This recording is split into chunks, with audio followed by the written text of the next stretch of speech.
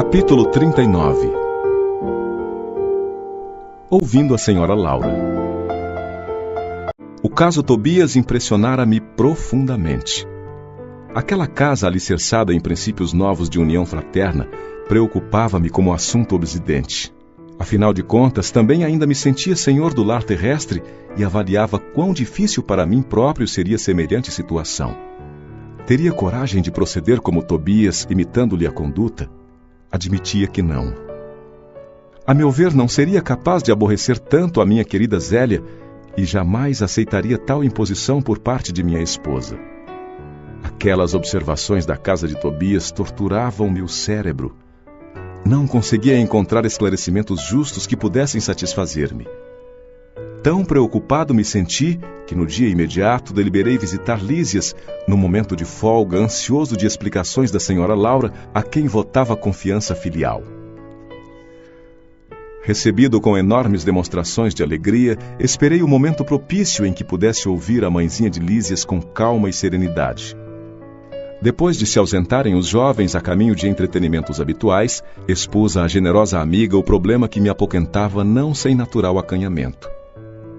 Ela sorriu com a grande experiência da vida e começou a dizer: "Você fez bem em trazer a questão ao nosso estudo recíproco.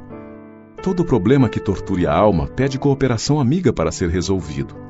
E, depois de ligeira pausa, prosseguiu atenciosa: "O caso Tobias é apenas um dos inumeráveis que conhecemos aqui e noutros núcleos espirituais que se caracterizam pelo pensamento elevado.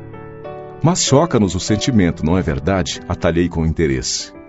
Quando nos atemos aos pontos de vista propriamente humanos, essas coisas dão até para escandalizar. Entretanto, meu amigo, é necessário agora sobrepormos a tudo os princípios de natureza espiritual. Nesse sentido, André, precisamos compreender o espírito de sequência que rege os quadros evolutivos da vida. Se atravessamos longa escala de animalidade, é justo que essa animalidade não desapareça de um dia para outro. Empregamos muitos séculos para emergir das camadas inferiores. O sexo participa do patrimônio de faculdades divinas que demoramos a compreender. Não será fácil para você, presentemente, a penetração no sentido elevado da organização doméstica que visitou ontem. Entretanto, a felicidade ali é muito grande pela atmosfera de compreensão que se criou entre as personagens do drama terrestre.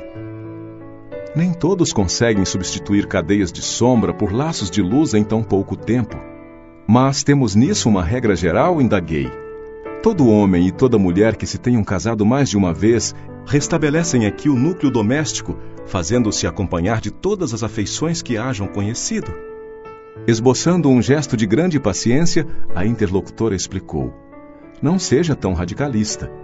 É indispensável seguir devagar.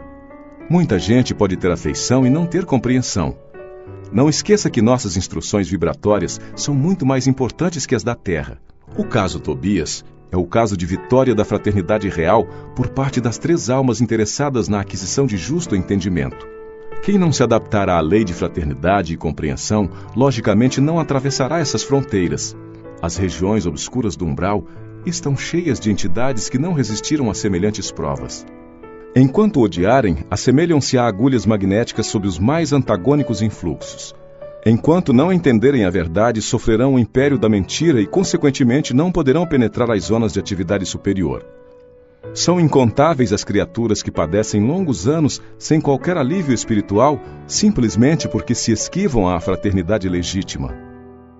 "E que acontece então?" interroguei, valendo-me da pausa da interlocutora, "se não são admitidas aos núcleos espirituais de aprendizado nobre, onde se localizarão as pobres almas em experiências dessa ordem?" "Depois de padecimentos verdadeiramente infernais pelas criações inferiores que inventam para si mesmas", redarguiu a mãe de Lísias, "vão fazer na experiência carnal o que não conseguiram realizar em ambiente estranho ao corpo terrestre. Concede-lhes a bondade divina o esquecimento do passado na organização física do planeta e vão receber nos laços da consanguinidade aqueles de quem se afastaram deliberadamente pelo veneno do ódio ou da incompreensão. Daí se infere a oportunidade cada vez mais viva da recomendação de Jesus quando nos aconselha imediata reconciliação com os adversários. O alvitre, antes de tudo, interessa a nós mesmos. Devemos observá-lo em proveito próprio. Quem sabe valer-se do tempo, fim da experiência terrena, ainda que precise voltar aos círculos da carne, pode efetuar sublimes construções espirituais com relação à paz da consciência, regressando à matéria grosseira, suportando menor bagagem de preocupações. Há muitos espíritos que gastam séculos tentando desfazer animosidades e antipatias na existência terrestre e refazendo-as após a desencarnação. O problema do perdão com Jesus, meu caro André, é problema sério. Não se resolve em conversas. Perdoar verbalmente é questão de palavras, mas aquele que perdoa realmente precisa mover e remover pesados fardos de outras eras dentro de si mesmo. A essa altura, a senhora Laura silenciou, como quem precisava meditar na amplitude dos conceitos expendidos. Aproveitando o ensejo, aduziu: a experiência do casamento é muito sagrada aos meus olhos. A interlocutora não se surpreendeu com a afirmativa e obtemperou: aos espíritos ainda em simples experiência animal, nossa conversação não interessa. Mas para nós que compreendemos a necessidade da iluminação com o Cristo, é imprescindível destacar não só a experiência do casamento, mas toda a experiência de sexo por afetar profundamente a vida da alma. Ouvindo a observação, não deixei de corar lembrando o meu passado de homem comum. Minha mulher fora para mim um objeto sagrado que eu sobrepunha a todas as afeições. No entanto, ao ouvir a mãe de Lísias, ocorriam-me à mente as palavras antigas do Velho Testamento: não cobiçarás a casa do teu próximo, não cobiçarás a mulher do teu próximo, nem o seu servo, nem a sua serva, nem o seu jumento, nem o seu boi, nem coisa alguma que lhe pertença.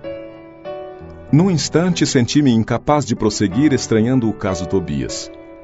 A interlocutora, porém, percebeu minha perturbação íntima e continuou: onde o esforço de consertar é tarefa de quase todos, deve haver lugar para muita compreensão e muito respeito à misericórdia divina, que nos oferece tantos caminhos a retificações justas. Toda a experiência sexual da criatura que já recebeu alguma luz do Espírito é acontecimento de enorme importância para si mesma.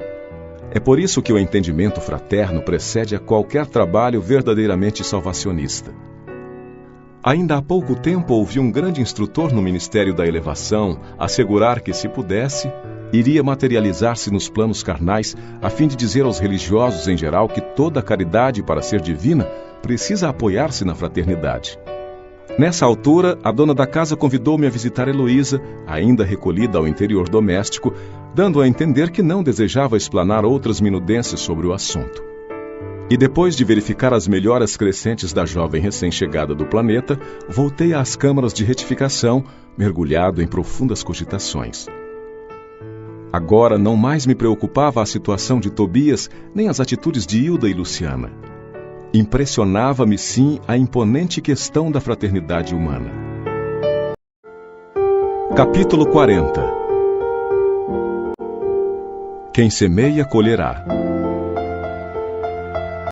Eu não sabia explicar a grande atração pela visita ao departamento feminino das câmaras de retificação.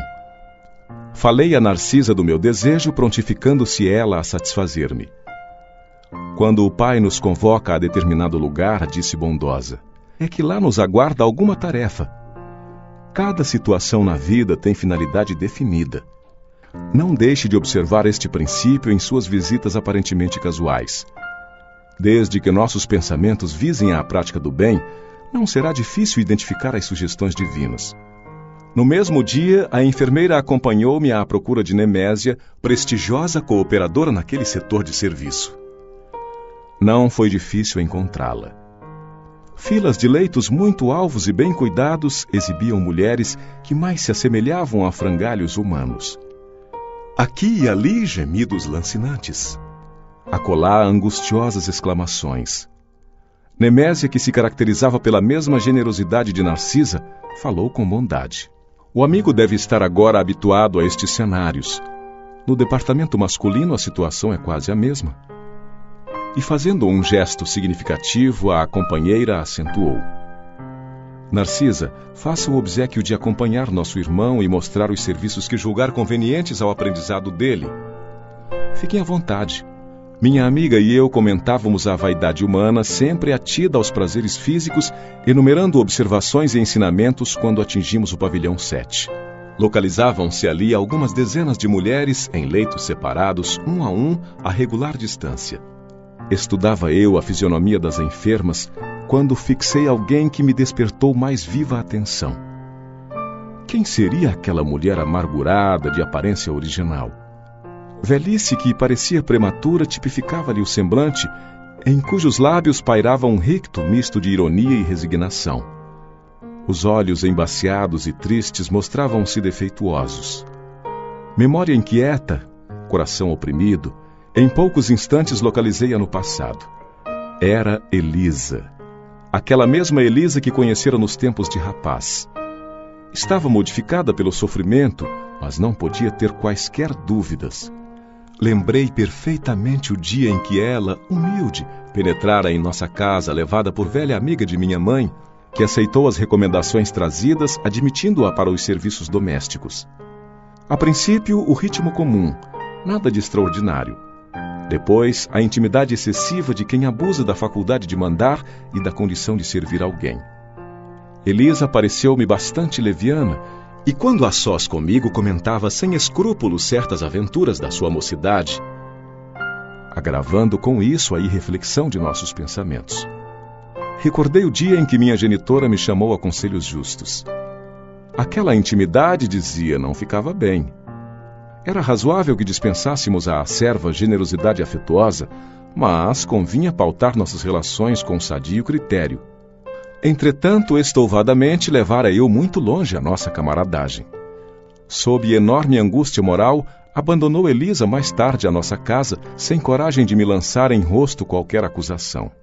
E o tempo passou, reduzindo o fato em meu pensamento a episódio fortuito da existência humana. No entanto, o episódio, como alguma coisa da vida, estava também vivo. À minha frente tinha Elisa agora vencida e humilhada. Por onde vivera a mísera criatura tão cedo atirada a doloroso capítulo de sofrimentos? Donde vinha? Naquele caso não me defrontava o Silveira perto de quem pudera repartir o débito com meu pai. A dívida agora era inteiramente minha. Cheguei a tremer envergonhado da exumação daquelas reminiscências, mas, qual criança ansiosa de perdão pelas faltas cometidas, dirigi-me a Narcisa, pedindo orientação. Eu mesmo me admirava da confiança que aquelas santas mulheres me inspiravam. Talvez nunca tivesse coragem de pedir ao ministro Clarencio as elucidações que pedira à mãe de Lísias, e possivelmente outra seria minha conduta naquele instante se tivesse Tobias a meu lado. Considerando que a mulher generosa e cristã é sempre mãe, voltei-me para a enfermeira confiando mais que nunca. Narcisa, pelo olhar que me endereçou, parecia tudo compreender. Comecei a falar contendo o pranto, mas a certa altura da confissão, penosa, minha amiga obtemperou. Não precisa continuar. Adivinho o epílogo da história. Não se entregue a pensamentos destrutivos. Conheço o seu martírio moral de experiência própria. Entretanto, se o Senhor permitiu que reencontrasse agora esta irmã, é que já o considera em condições de resgatar a dívida. Vendo a minha indecisão, prosseguiu. Não tema. Aproxime-se dela e reconforte-a. Todos nós, meu irmão, encontramos no caminho os frutos do bem ou do mal que semeamos. Esta afirmativa não é frase doutrinária, é realidade universal. Tenho colhido muito proveito de situações iguais a esta. Bem-aventurados os devedores em condições de pagar. E, percebendo-me a resolução firme de empreender o necessário ajuste de contas, acentuou. Vamos! Mas não se dê a conhecer por enquanto. Faça-o depois de beneficiá-la com êxito. Isso não será difícil pelo fato de continuar ela em cegueira quase completa temporariamente. Pelas forças que a envolvem, noto-lhe a triste característica das mães fracassadas e das mulheres de ninguém. Aproximamo-nos. Tomei a iniciativa da palavra confortadora. Elisa identificou-se dando o próprio nome e prestando de boa vontade outras informações. Havia 3 meses que fora recolhida às câmaras de retificação. Interessado em castigar a mim mesmo diante de Narcisa, para que a lição me penetrasse na alma com caracteres indeléveis, perguntei.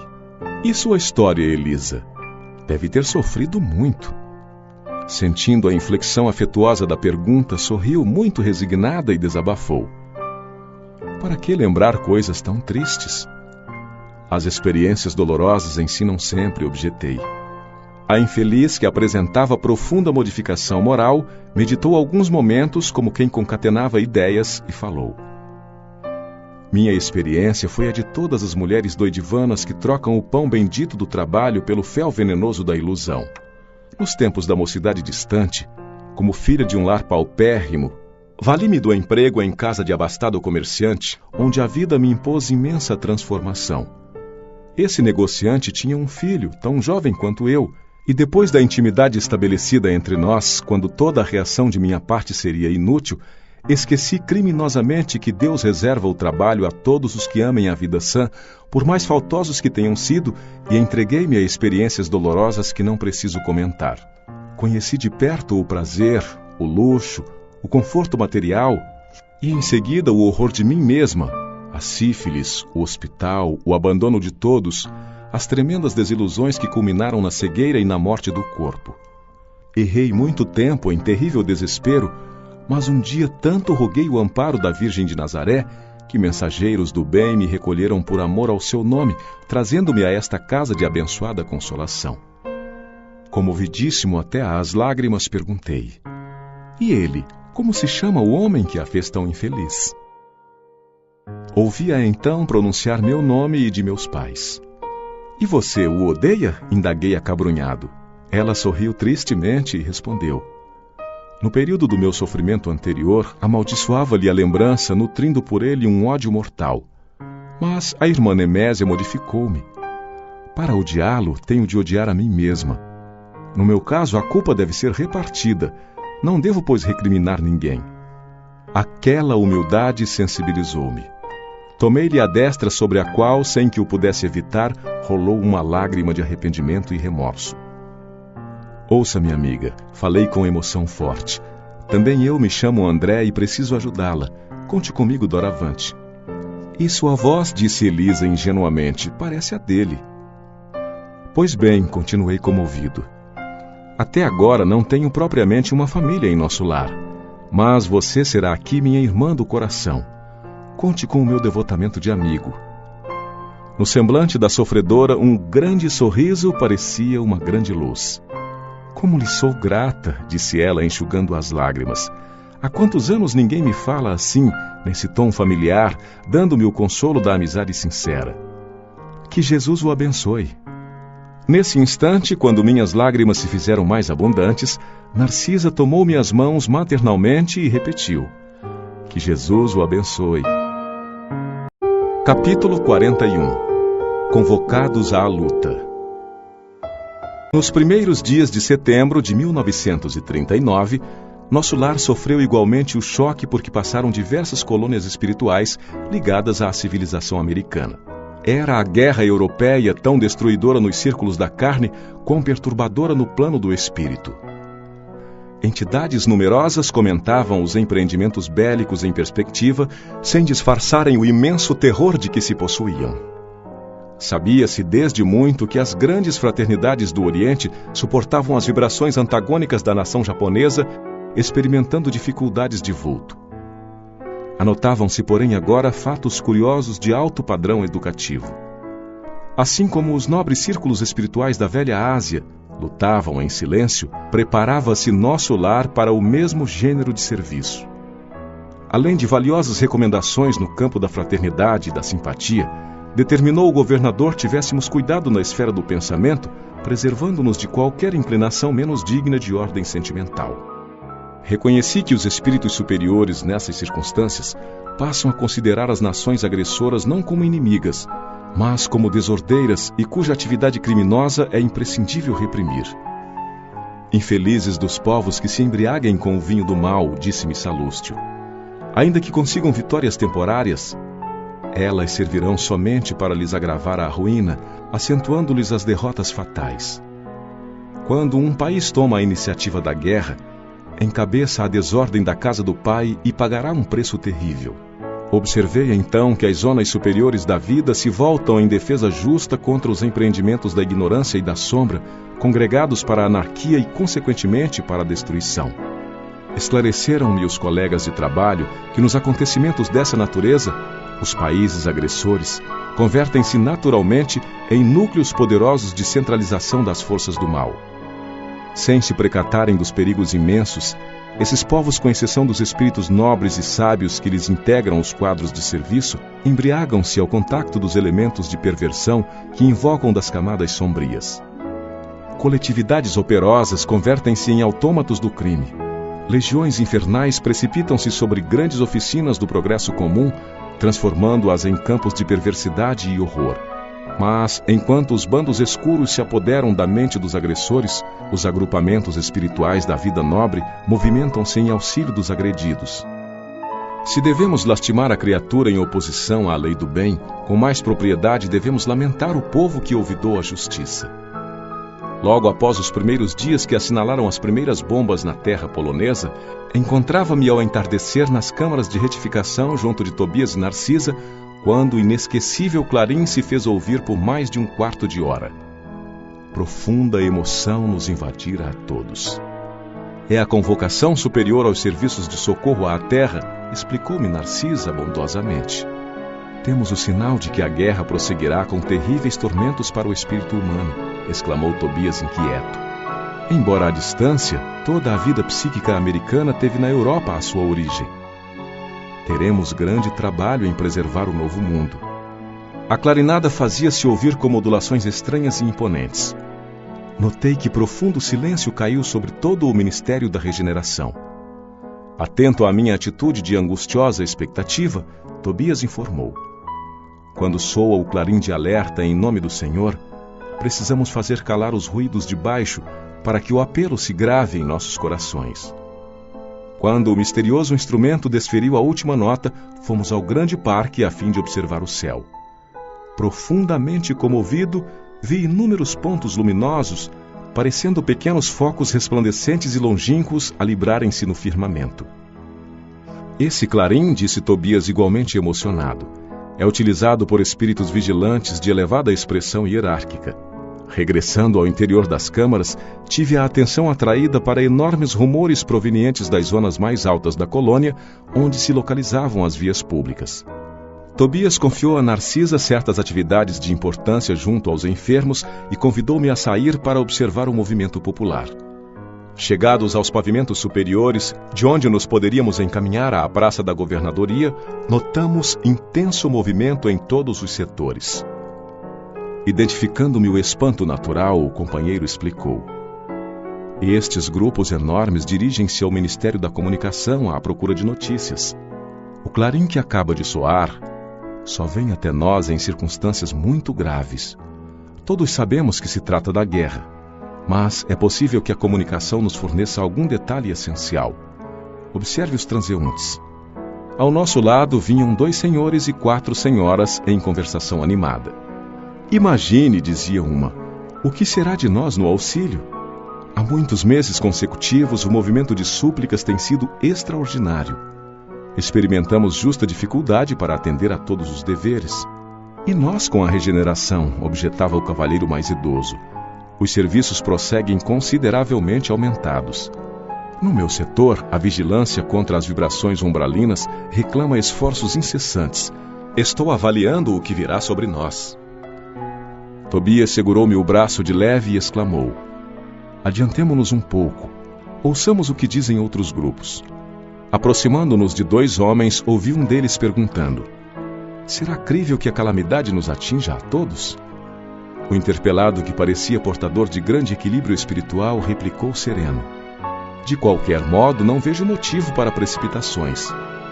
A única novidade é o acréscimo de serviço, que no fundo constituirá uma bênção. Quanto ao mais, tudo é natural, a meu ver. A doença é mestra da saúde, o desastre da ponderação. A China está sob a metralha há muito tempo e não mostrou você ainda qualquer demonstração de assombro. Mas agora, objetou o companheiro desapontado, parece que serei compelido a modificar meu programa de trabalho. O outro sorriu e ponderou. Euvécio, esqueçamos o meu programa para pensar em nossos programas. Atendendo a novo gesto de Tobias, que me reclamava a atenção, observei 3 senhoras que iam na mesma direção à nossa esquerda, verificando que o pitoresco não faltava igualmente ali naquele crepúsculo de inquietação. A questão impressiona-me sobremaneira, dizia a mais moça, porque Everardo não deve regressar do mundo agora. Mas a guerra, disse uma das companheiras, ao que parece não alcançará a península. Portugal está muito longe do teatro dos acontecimentos. Entretanto, indagou a outra componente do trio, por que semelhante preocupação? Se Everardo viesse, que aconteceria? Receio, esclareceu a mais jovem, que ele me procure na qualidade de esposa. Não o poderia suportar. É muito ignorante e de modo algum me submeteria a novas crueldades. Tola que és, comentou a companheira. Ouvidaste que Everardo será barrado pelo umbral ou coisa pior? Tobias, sorrindo, informou. Ela teme a libertação de um marido imprudente e perverso. Decorridos longos minutos em que observávamos a multidão espiritual, atingimos o Ministério da Comunicação, detendo-nos ante os enormes edifícios consagrados ao trabalho informativo. Milhares de entidades acotovelavam-se aflitamente. Todos queriam informações e esclarecimentos. Impossível, porém, um acordo geral. Extremamente surpreendido com o vozerio enorme, vi que alguém subira a uma sacada de grande altura reclamando a atenção popular.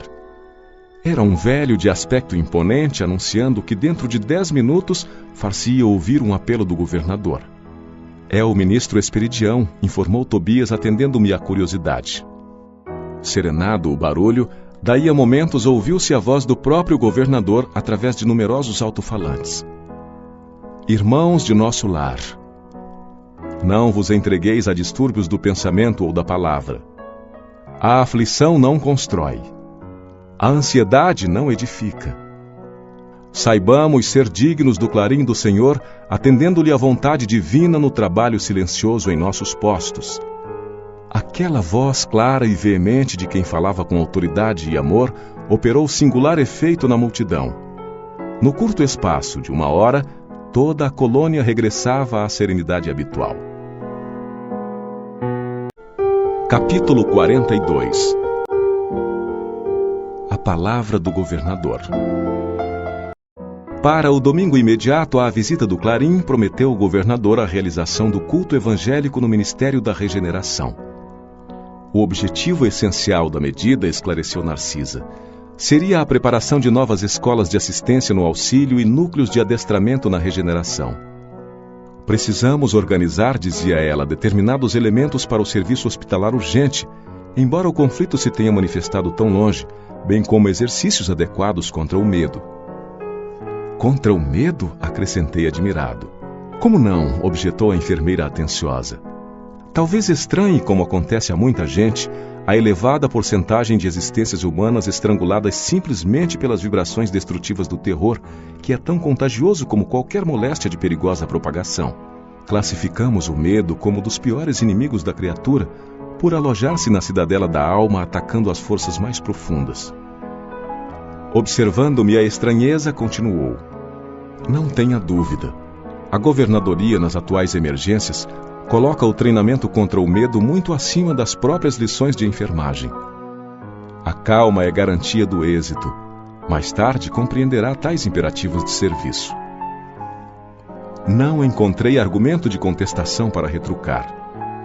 Na véspera do grande acontecimento, tive a honra de integrar o quadro de cooperadores numerosos no trabalho de limpeza e ornamentação natural do grande salão consagrado ao chefe maior da colônia. Experimentava então ansiedade justa. Ia ver pela primeira vez a meu lado o nobre condutor que merecia a veneração geral. Não me sentia sozinho em semelhante expectativa, porque havia inúmeros companheiros nas minhas condições. Tive a impressão de que toda a vida social do nosso ministério convergiu para o grande salão natural desde o raiar de domingo, quando verdadeiras caravanas de todos os departamentos regeneradores chegavam ao local. O grande coro do templo da governadoria, alinhando-se aos meninos cantores das escolas do esclarecimento, iniciou a festividade com o maravilhoso hino intitulado Sempre Contigo, Senhor Jesus, cantado por 2.000 vozes ao mesmo tempo. Outras melodias de beleza singular encheram a amplidão. O murmúrio doce do vento, canalizado em vagas de perfume, parecia responder às harmonias suaves.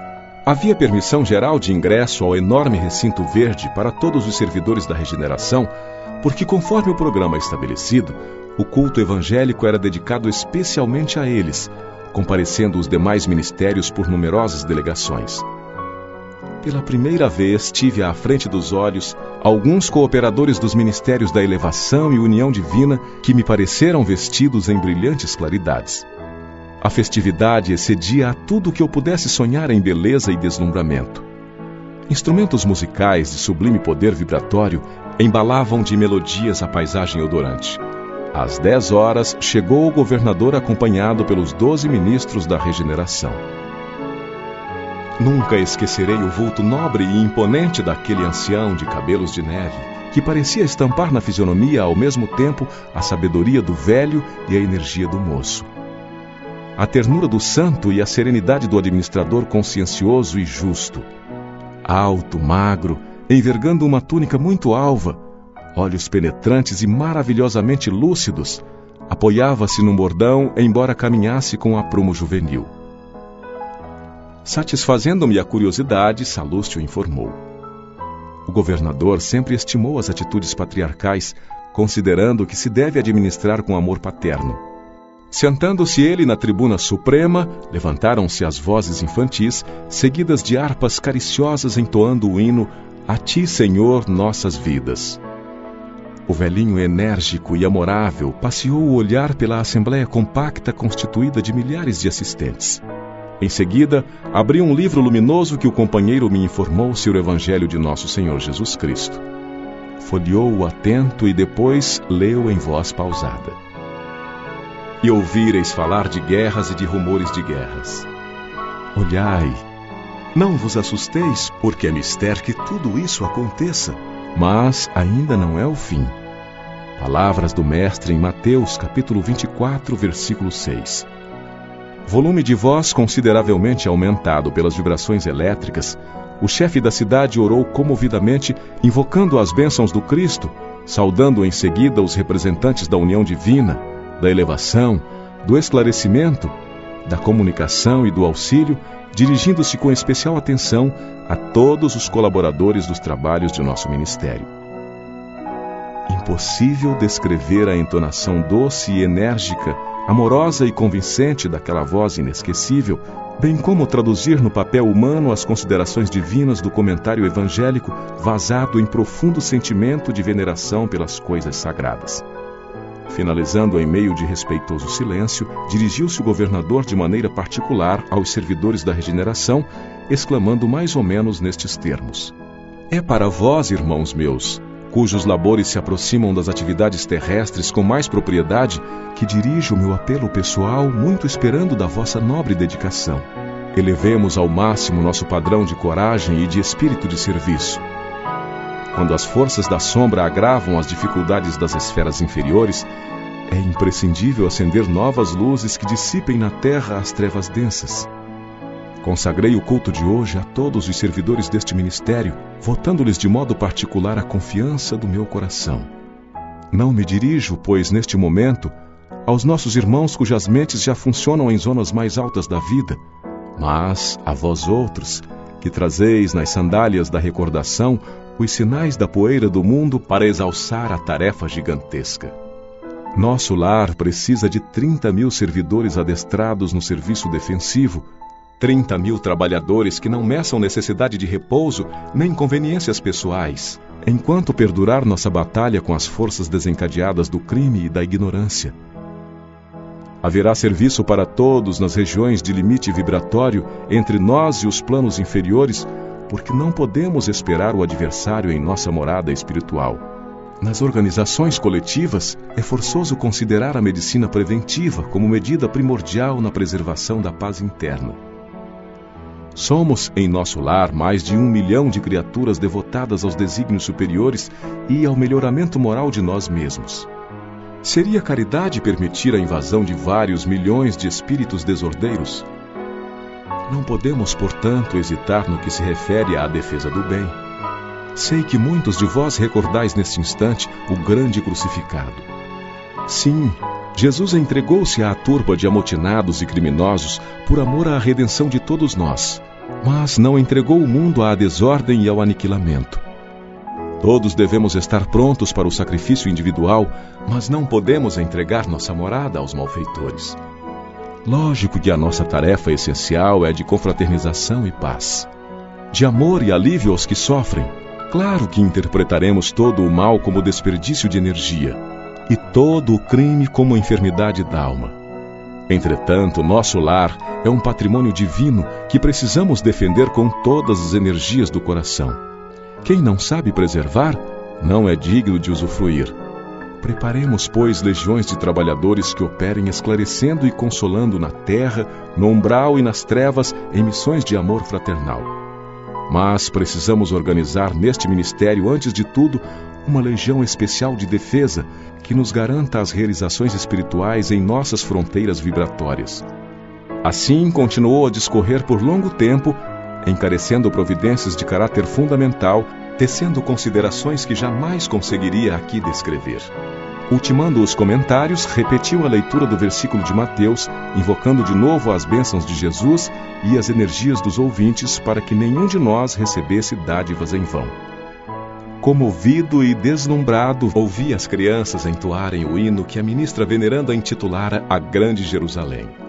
O governador desceu da tribuna sob vibrações de imensa esperança.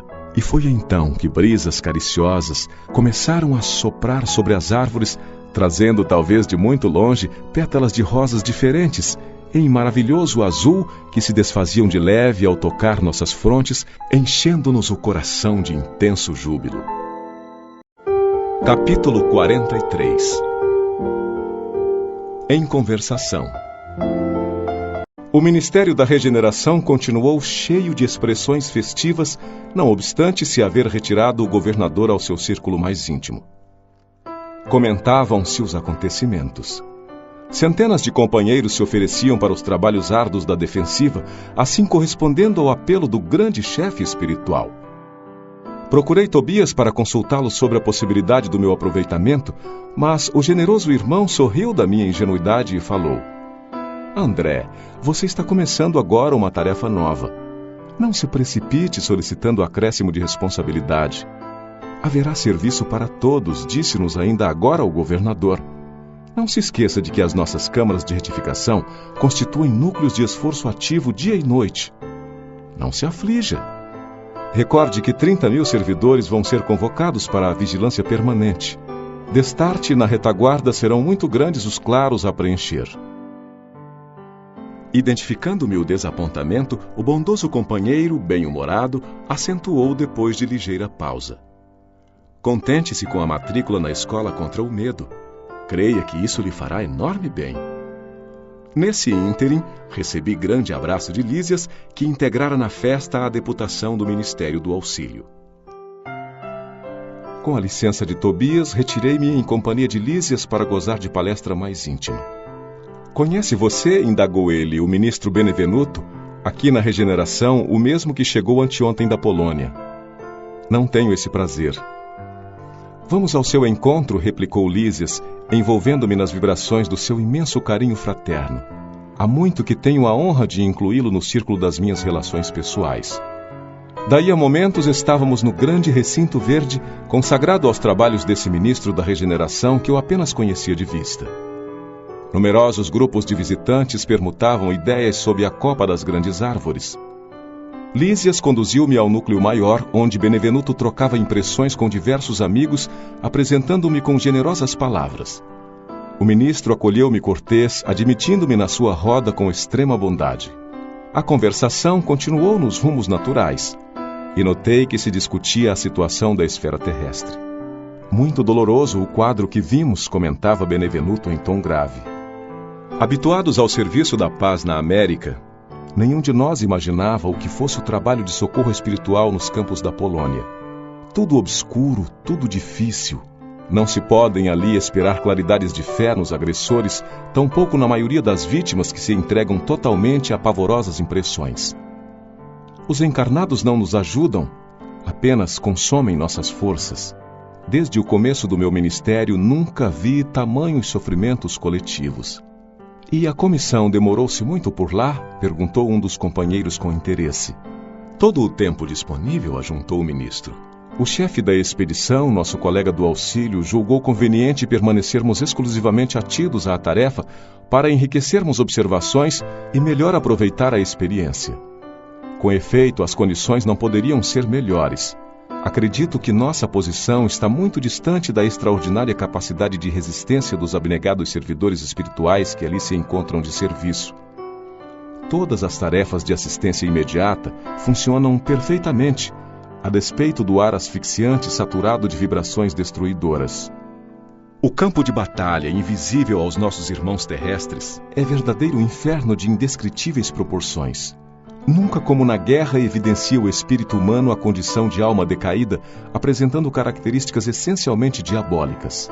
Vi homens inteligentes e instruídos localizarem com minuciosa atenção determinados setores de atividade pacífica para o a que chamam impactos diretos.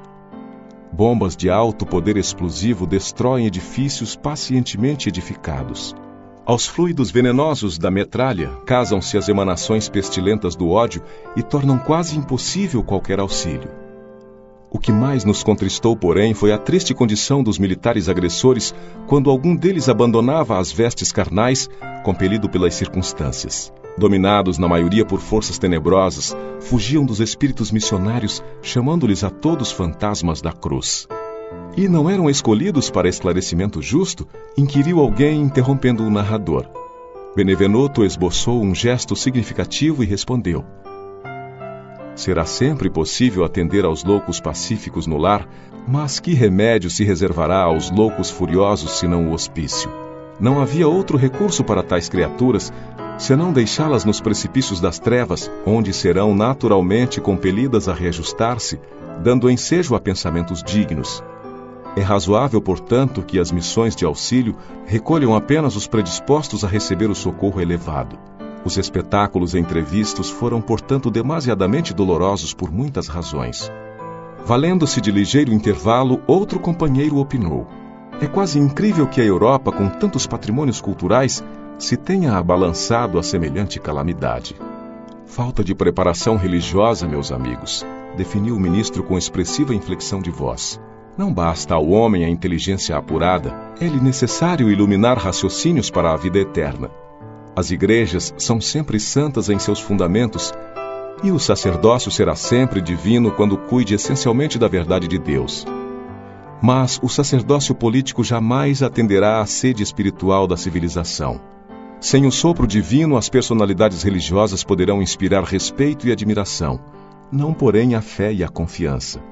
Mas o espiritismo? Perguntou abruptamente um dos circunstantes. Não surgiram as primeiras florações doutrinárias na América e na Europa há mais de 50 anos? Não continua esse movimento novo a serviço das verdades eternas? Benevenuto sorriu, esboçou um gesto extremamente significativo e acrescentou: o Espiritismo é a nossa grande esperança e, por todos os títulos, é o consolador da humanidade encarnada. Mas a nossa marcha é ainda muito lenta. Trata-se de uma dádiva sublime para a qual a maioria dos homens ainda não possui olhos de ver. Esmagadora porcentagem dos aprendizes novos aproxima-se dessa fonte divina a copiar antigos vícios religiosos. Querem receber proveitos, mas não se dispõem a dar coisa alguma de si mesmos. Invocam a verdade, mas não caminham ao encontro dela. Enquanto muitos estudiosos reduzem os médiuns a cobaias humanas, numerosos crentes procedem à maneira de certos enfermos que, embora curados, creem mais na doença que na saúde e nunca utilizam os próprios pés. Enfim, procuram-se por lá os espíritos materializados para o fenomenismo passageiro, ao passo que nós outros vivemos à procura de homens espiritualizados para o trabalho sério.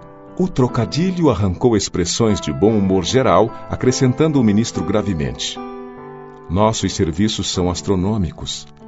Não esqueçamos, porém, que todo homem é semente da divindade. Ataquemos a execução de nossos deveres com esperança e otimismo e estejamos sempre convictos de que, se bem fizermos a nossa parte, podemos permanecer em paz, porque o Senhor fará o resto. Capítulo 44. As trevas. Enriquecendo as alegrias da reunião, Lísias deu-me a conhecer novos valores da sua cultura e sensibilidade. Dedilhando com maestria as cordas da cítara, fez-nos lembrar velhas canções e melodias da terra. Dia verdadeiramente maravilhoso. Sucediam-se júbilos espirituais como se estivéssemos em pleno paraíso. Quando me vi a sós com o bondoso enfermeiro do auxílio, procurei transmitir-lhe minhas sublimes impressões. Não tenha dúvida, disse sorrindo. Quando nos reunimos àqueles a quem amamos, ocorre algo de confortador e construtivo em nosso íntimo. É o alimento do amor, André. Quando numerosas almas se congregam no círculo de tal ou qual atividade, seus pensamentos se entrelaçam, formando núcleos de força viva, através dos quais cada um recebe seu quinhão de alegria ou sofrimento da vibração geral. É por essa razão que no planeta o problema do ambiente é sempre fator ponderável no caminho de cada homem. Cada criatura viverá daquilo que cultiva. Quem se oferece diariamente à tristeza, nela se movimentará. Quem enaltece a enfermidade, sofrer-lhe-á o dano. Observando-me a estranheza, concluiu: não há nisto mistério, é lei da vida, tanto nos esforços do bem como nos movimentos do mal. Das reuniões de fraternidade, de esperança, de amor e de alegria, sairemos com a fraternidade, a esperança, o amor e a alegria de todos. Mas de toda a assembleia de tendências inferiores em que predominam o egoísmo, a vaidade ou o crime, sairemos envenenados com as vibrações destrutivas desses sentimentos. Tem razão, exclamei comovido. Vejo nisso igualmente os princípios que regem a vida nos lares humanos. Quando há compreensão recíproca, vivemos na antecâmara da ventura celeste. E, se permanecemos em desentendimento e maldade, temos o inferno vivo. Lísias teve uma expressão de bom humor, confirmando a sorrir. Foi então que me lembrei de interpelá-lo sobre uma coisa que de algumas horas me torturava a mente. Referira-se o governador, quando nos dirigiu a palavra, aos círculos da terra, do umbral e das trevas, mas, francamente, não tinha eu até então qualquer notícia deste último plano.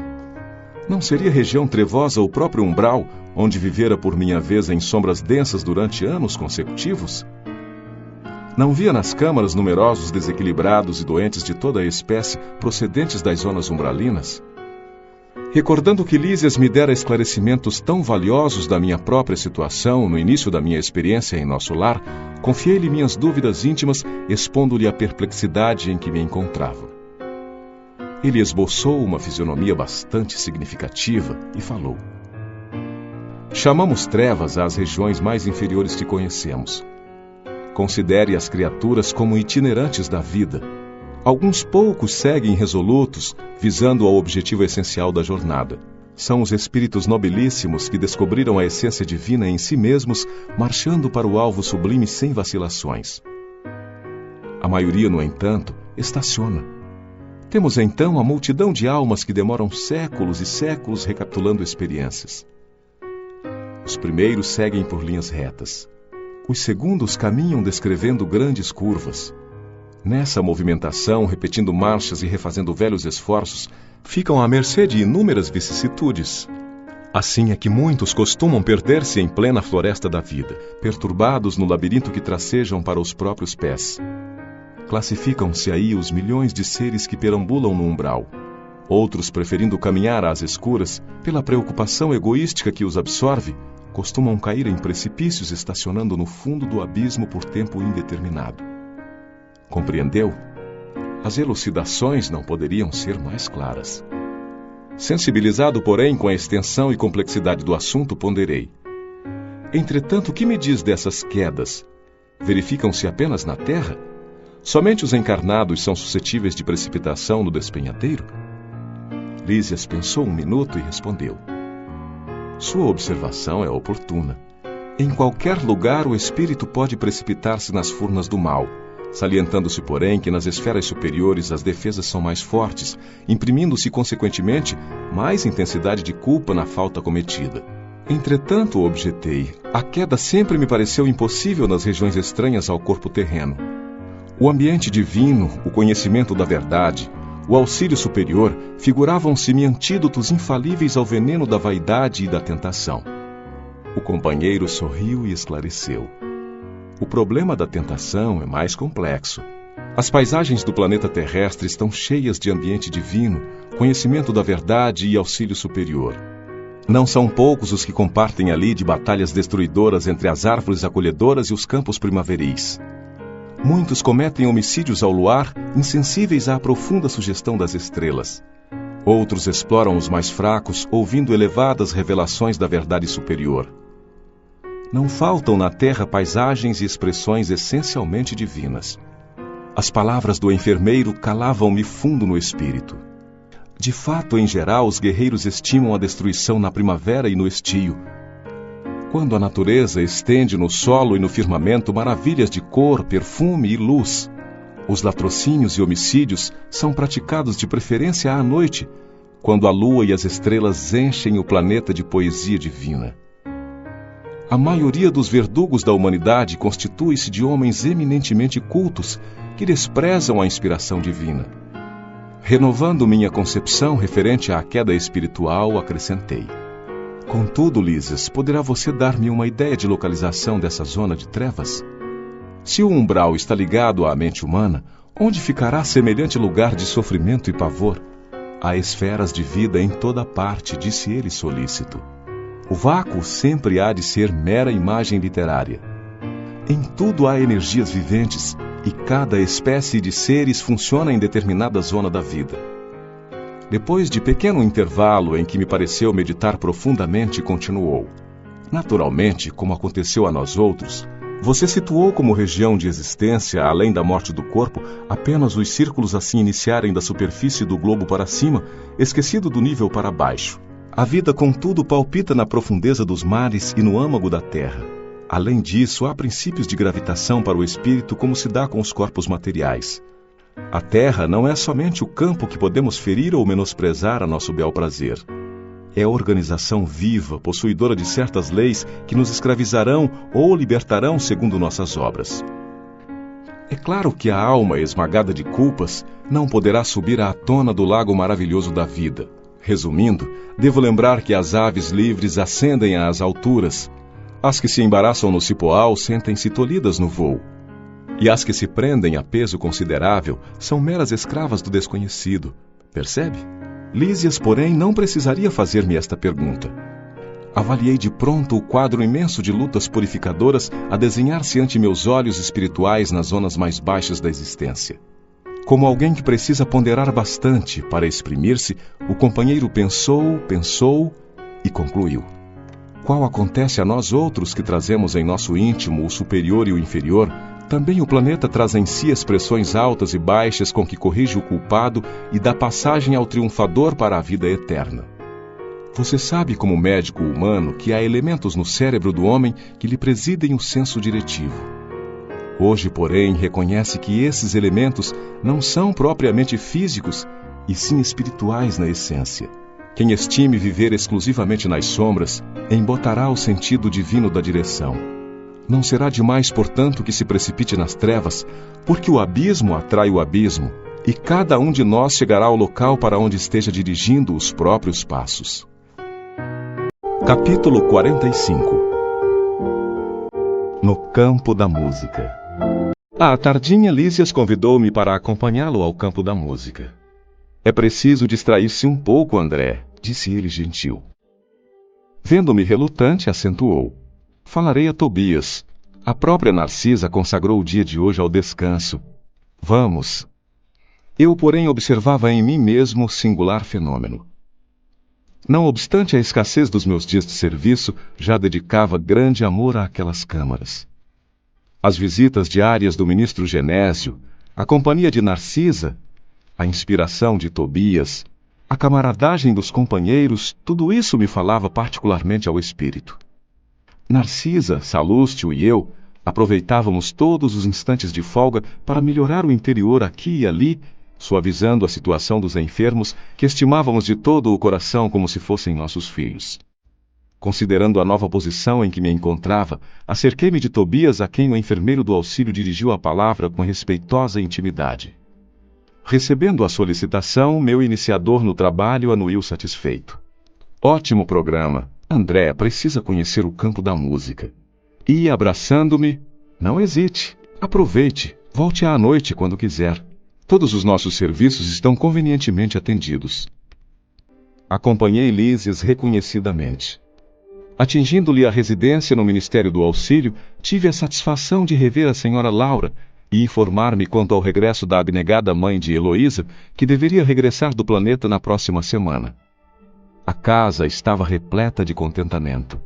Havia mais beleza no interior doméstico, novas disposições no jardim. Despedindo-nos, a dona da casa me abraçou e falou bem-humorada. Então, doravante, a cidade terá mais um frequentador para o campo da música. Tome cuidado com o coração. Quanto a mim, ainda ficarei hoje em casa. Vingar-me-ei de vocês, porém muito breve. Não me demorarei a buscar meu alimento na terra. Em meio da geral alegria, ganhamos a via pública.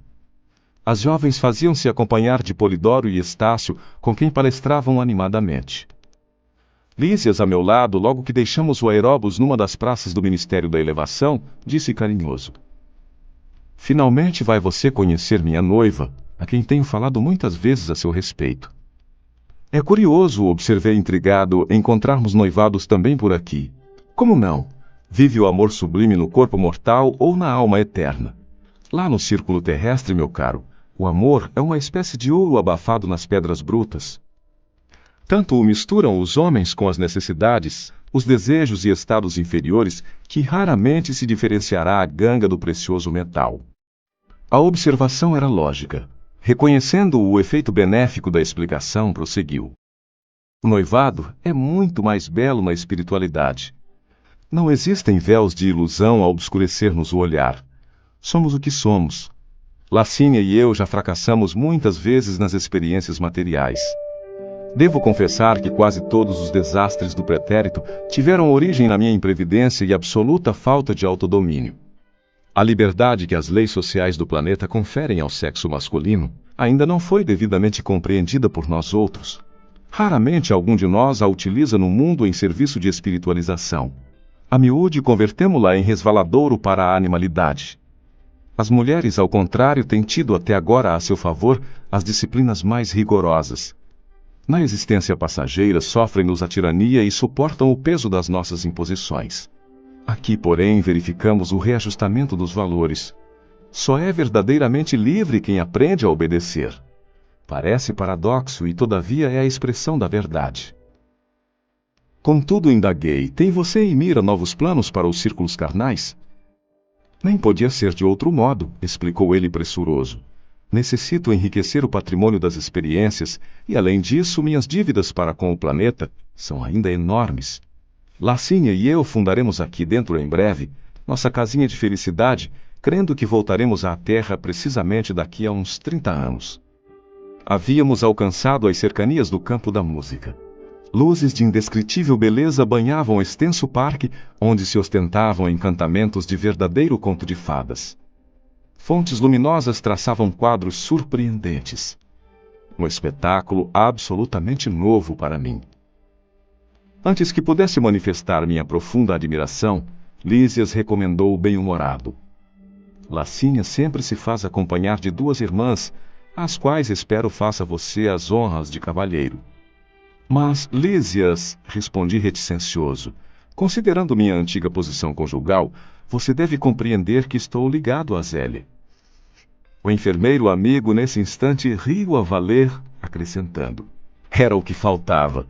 Ninguém quer ferir seus sentimentos de fidelidade. Não creio, no entanto, que a união esponsalícia deva trazer o esquecimento da vida social. Não sabe mais ser o irmão de alguém, André? Ri-me desconcertado e nada pude replicar.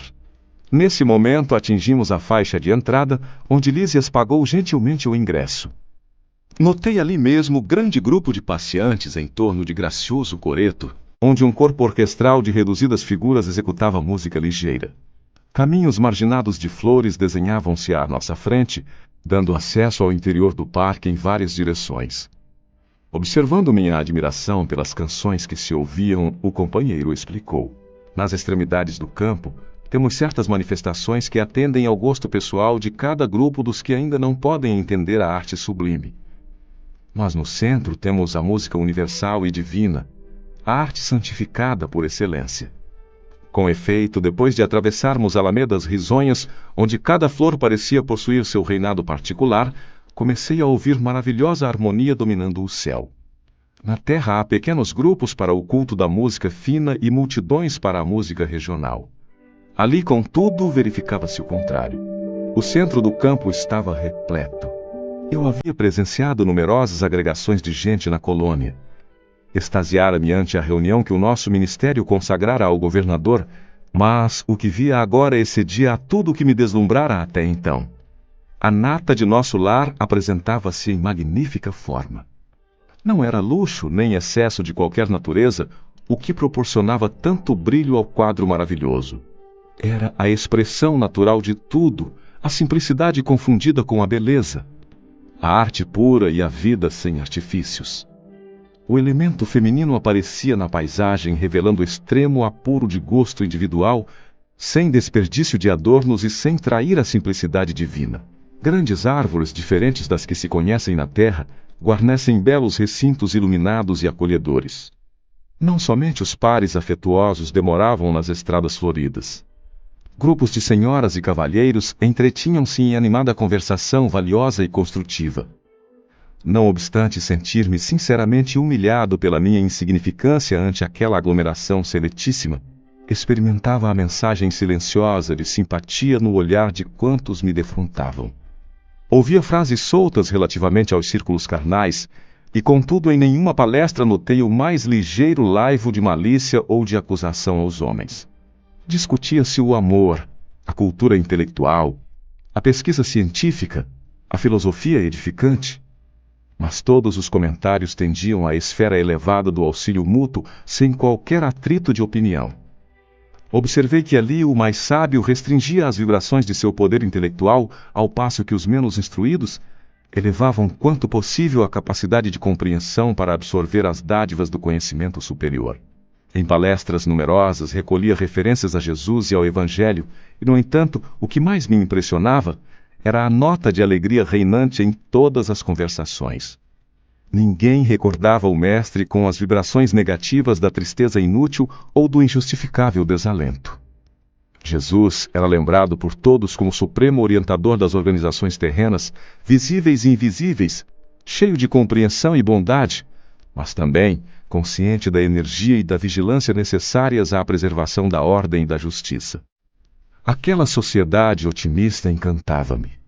Diante dos olhos tinha concretizadas as esperanças de grande número dos pensadores verdadeiramente nobres na terra. Grandemente maravilhado com a música sublime, ouvi-lhes dizer: nossos orientadores em harmonia absorvem raios de inspiração nos planos mais altos, e os grandes compositores terrestres são por vezes trazidos às esferas como a nossa, onde recebem algumas expressões melódicas, transmitindo-as por sua vez aos ouvidos humanos, adornando os temas recebidos com o gênio que possuem. O universo, André, está cheio de beleza e sublimidade. O facho resplendente e terno da vida procede originariamente de Deus. O enfermeiro do auxílio, todavia, não pôde continuar. Fôramos defrontados por gracioso grupo. Lacínia e as irmãs haviam chegado, e era preciso atender aos imperativos da confraternização. Capítulo 46. Sacrifício de mulher. Um ano se passou em trabalhos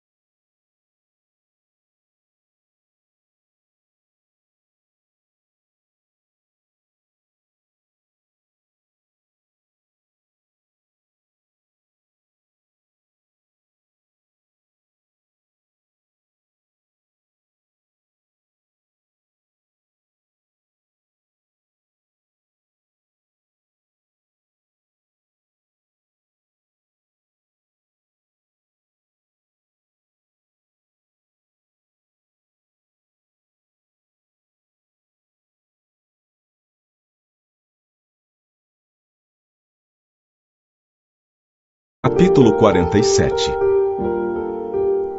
A volta de Laura. Não só minha mãe se preparava para regressar aos círculos terrenos. Também a senhora Laura encontrava-se em vésperas do grande cometimento. Avisado por alguns companheiros, aderia à demonstração de simpatia e apreço que diversos funcionários, particularmente do auxílio e da regeneração, iam prestar à nobre matrona por motivo de sua volta às experiências humanas. Realizou-se a homenagem afetuosa na noite em que o Departamento de Contas lhe entregou a notificação do tempo global de serviço na colônia. Não é possível traduzir em letras comuns a significação espiritual da festa íntima. Povoava-se a encantadora residência de melodias e luzes. As flores pareciam mais belas. Numerosas famílias foram saudar a companheira prestes a regressar. Os visitantes, na maioria, cumprimentavam-na carinhosos, ausentando-se sem maiores delongas. No entanto, os amigos mais íntimos lá permaneceram até alta noite. Tive assim ocasião de ouvir observações curiosas e sábias. A senhora Laura me pareceu mais circunspecta, mais grave. Notava-se-lhe o esforço para acompanhar a corrente de otimismo geral. Repleta a sala de estar, a genitora de Lísias explicava ao representante do departamento.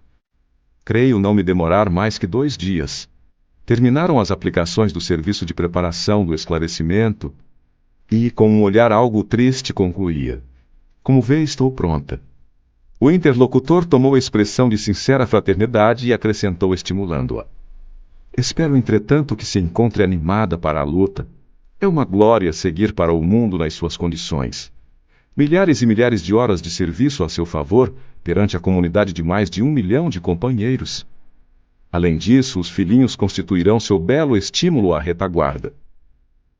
Tudo isso me reconforta, exclamou a dona da casa, sem disfarçar a preocupação íntima. Mas devemos compreender que a reencarnação é sempre uma tentativa de magna importância. Reconheço que meu esposo me precedeu num enorme esforço e que os filhos amados serão meus amigos de todo o instante. Contudo, ora essa, não se deixe levar por conjecturas. Atalhou o ministro Genésio. Precisamos confiar na proteção divina e em nós mesmos. O manancial da providência é inesgotável. É preciso quebrar os óculos escuros que nos apresentam a paisagem física como exílio amarguroso. Não pense em possibilidades de fracasso. Mentalize sim as probabilidades de êxito. Além do mais, é justo confiar alguma coisa em nós outros, seus amigos, que não estaremos tão longe, no tocante à distância vibratória. Pense na alegria de auxiliar antigas afeições. Pondere na glória imensa de ser útil. Sorriu a senhora Laura, parecendo mais encorajada, e asseverou: tenho solicitado o socorro espiritual de todos os companheiros, a fim de manter-me vigilante nas lições aqui recebidas. Bem sei que a terra está cheia da grandeza divina. Basta recordar que o nosso sol é o mesmo que alimenta os homens. No entanto, meu caro ministro, tenho receio daquele ouvido temporário em que nos precipitamos. Sinto-me qual enferma que se curou de numerosas feridas. Em verdade, as úlceras não mais me apoquentam, mas conservo as cicatrizes. Bastaria um leve arranhão para voltar à enfermidade. O ministro esboçou um gesto de quem compreendia o sentido da alegação e revidou: não ignoro o que representam as sombras do campo inferior, mas é indispensável coragem e caminhar para diante. Ajudá-la-emos a trabalhar muito mais no bem dos outros que na satisfação de si mesma. O grande perigo, ainda e sempre, é a demora nas tentações complexas do egoísmo. Aqui tornou a interlocutora sensatamente. Contamos com as vibrações espirituais da maioria dos habitantes, educados quase todos nas luzes do Evangelho Redentor. E ainda que velhas fraquezas subam à tona de nossos pensamentos, encontramos defesa natural no próprio ambiente. Na terra, porém, nossa boa intenção é como se fora bruxuleante luz num mar imenso de forças agressivas. Não diga isso, atalhou o generoso ministro. Não dê tamanha importância às influências das zonas inferiores. Seria armar o inimigo para que nos torturasse. O campo das ideias é igualmente campo de luta. Toda luz que acendermos de fato na terra, lá ficará para sempre, porque a ventania das paixões humanas jamais apagará uma só das luzes de Deus. A senhora pareceu agora ver tudo mais claro em face dos conceitos ouvidos. Mudou radicalmente a atitude mental e falou cobrando novo alento. Estou convencida agora de que sua visita é providencial. Precisava levantar energias. Faltava-me essa exortação. É verdade. Nossa zona mental é campo de batalha incessante. É preciso aniquilar o mal e a treva dentro de nós mesmos, surpreendê-los no reduto a que se recolhem, sem lhes dar a importância que exigem. Sim, agora compreendo. Genésio sorriu satisfeito e acrescentou: dentro do nosso mundo individual, cada ideia é como se fora uma entidade à parte. É necessário pensar nisso. Nutrindo os elementos do bem, progredirão eles para nossa felicidade. Constituirão nossos exércitos de defesa. Todavia, alimentar quaisquer elementos do mal é construir base segura para os nossos inimigos verdugos. A essa altura, o funcionário das contas observou: e não podemos esquecer que Laura volta à Terra com extraordinários créditos espirituais. Ainda hoje, o gabinete da governadoria forneceu uma nota ao Ministério do Auxílio, recomendando aos cooperadores técnicos da reencarnação o máximo cuidado no trato com os ascendentes biológicos que vão entrar em função para constituir o novo organismo de nossa irmã. Ah, é verdade, disse ela. Pedi essa providência para que não me encontre demasiadamente sujeita à lei da hereditariedade. Tenho tido grande preocupação relativamente ao sangue. Repare, disse o interlocutor solícito, que o seu mérito em nosso lar é bem grande, porquanto o próprio governador determinou medidas diretas. Não se preocupe, portanto, minha amiga, exclamou o ministro Genésio sorridente. Terá ao seu lado inúmeros irmãos e companheiros a colaborarem no seu bem-estar. Graças a Deus, disse a senhora Laura confortada. Faltava-me ouvi-lo. Lísias e as irmãs, às quais se unia agora a simpática e generosa Teresa, manifestaram alegria sincera. Minha mãe precisava esquecer as preocupações, comentou o abnegado enfermeiro do auxílio. Afinal de contas, não ficaremos aqui a dormir. Tem razão, aduziu a dona da casa. Cultivarei a esperança. Confiarei no Senhor e em todos vocês. Em seguida, os comentários voltaram ao plano da confiança e do otimismo. Ninguém comentou a volta à Terra, senão como bendita oportunidade de recapitular e aprender para o bem. Ao despedir-me, alta noite, a senhora Laura disse-me em tom maternal: amanhã à noite, André, espero igualmente por você. Faremos pequena reunião íntima. O Ministério da Comunicação prometeu-nos a visita de meu esposo. Embora se encontre nos laços físicos, Ricardo será trazido até aqui com o auxílio fraternal de companheiros nossos. Além disso, amanhã estarei a despedir-me. Não falte. Agradeci comovidamente, esforçando-me por ocultar as lágrimas das saudades prematuras que me despontavam no coração.